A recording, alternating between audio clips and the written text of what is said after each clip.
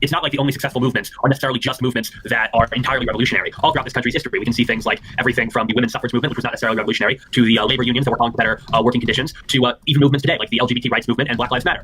These aren't movements that are necessarily revolutionary in kind, but they are movements that are calling for reform. And in a lot of and in all of those cases, they got it. And I imagine in BLM's case, they're probably going to get it within the next 5 or 10 years. And it's not like these reformist movements can't do anything remotely positive. Now, regarding this stuff about not all movements being entirely revolutionary, it's a curious thing to say because I didn't mention anything about movements being revolutionary or not. I didn't say a single thing about revolution, actually. But it's curious you're going to mention the abjectly racist women's suffrage movement.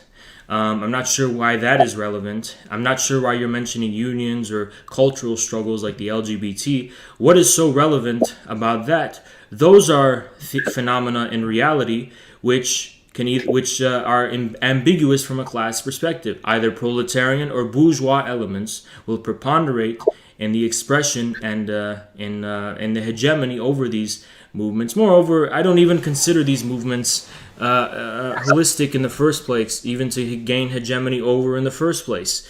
I don't see the significance of this point you're bringing up whatsoever. But I did find it a little bit interesting of how you've said that in 5 years, Black Lives Matter is going to affect its goals. But you haven't asked the question, you haven't pondered upon the question of whether Black Lives Matter actually successfully represents the interests of America's black population. Well, in fact, what in actuality is Black Lives Matter's goals actually amounting to in reality? Is it amounting to some kind of land reform? Is it amounting to some kind of true reparations and the 40 acres and a mule that was promised to the freed and emancipated black peoples after the Civil War? No such thing is going to happen. Instead, what you're going to happen is you're going to have new shows on Netflix and Amazon and Hulu Plus and on Disney and all these, on the internet and on Twitch and on YouTube, giving lip service to Black Lives Matter and the struggle for cultural racial equality, while doing nothing in actual reality for the black communities and the black people on the ground.